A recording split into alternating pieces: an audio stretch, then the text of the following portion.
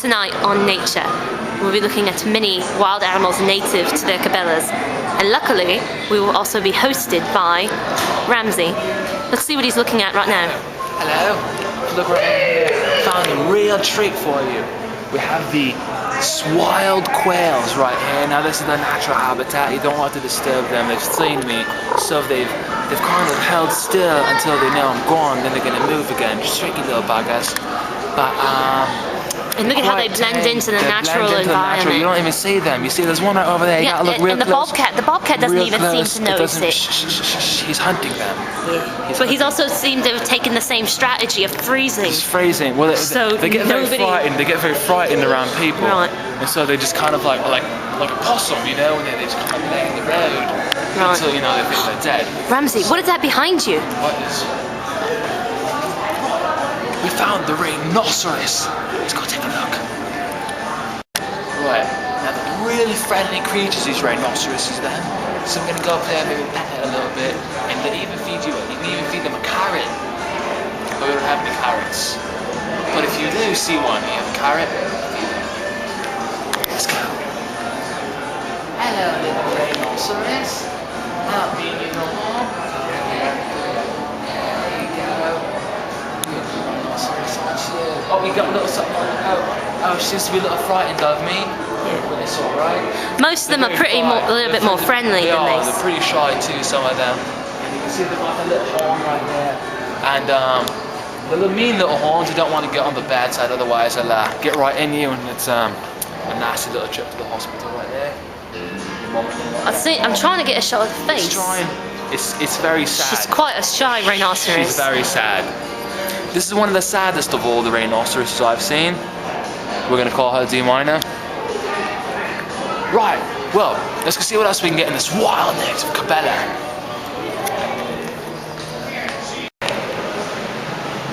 Hello, we're going right here through these caves, and we're hopefully going to find a cliff nick.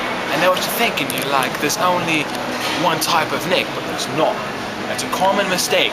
There are two types of nick. There's the nick, and then there's the cliff nick. Cliff nicks often dwell between the cracks and the crags of cliffs. So we're gonna go and see if we can find any of them. Let's go. They're very frightened creatures. When they see you, they often try to scurry away. You know, so we have to be very quiet and to be very low. We also have to look for signs that show us that the cliff nicks have been running around in here. See this right over here, right there? Yes, they've been digging through and they've been trying to bury one of his dead right over there. Right, yeah, so that's a sign that there are nicks around. So you can see right here is where they leave their mark. Oh, yeah, a scent trail. Scent trail. Right over there. If you can see, just peek over here quietly. Let's go. It seems to be feeding on something. You can see it likes to eat on the bacteria in the wall. Don't take a lot to feed these things, they just eat. Be very quiet. There we go, this is such a rare footage. You don't often get to see much of this. He looks pretty startled. Oh no, I think he saw us. He's trying to stay still. He's trying to escape. Oh! That was such a rare opportunity to get one of those, but he got to see it in its natural state. Like, it's doing it over there. Oh! I think we see something up top on the cliff. Oh my crikey! Right, no. Here is the Cheilodorus hyperis. Like, these are very, very, very rare creatures, and you often find them. And, oh crikey! It's the English porcupine. Oh my! The English porcupine frequently follow the Cheilodorus hyperis, almost like the one. Right, and the Cheilodorus hyperis, commonly known in Japan as Yoko Ono. And they're just marvelous creatures, not the brightest. Now, Ramzi, how do you tell the difference between an English porcupine and an American porcupine? Right, an English porcupine often, well, you see them, they both wear the red, the white, and the blue, the scoffin right over there, but the American porcupine often stumbling over themselves, not pronouncing their words right, and often have a beer in their hand of some sort. Right. Vocabulary of like, as, and OMG, which is short for something, and also LOL, lol, I don't know, we're trying to figure out what that stands for. and we're trying to break down the code of language. But fascinating creatures. I think we've been spotted. I think we've been spotted by the porcupine, and I can't believe that God created something like the cheerleaders Hyperus. Right. All right. Let's gonna go on and see what else we can find. Let's go.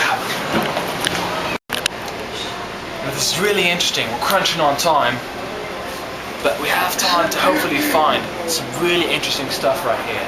Let's go see what we can find. Some fish. Some meat little buggers right here. I'll take one of these. This glass is what? It's a lot farther than it looks right here. There you go. You see, you can hit the glass end there.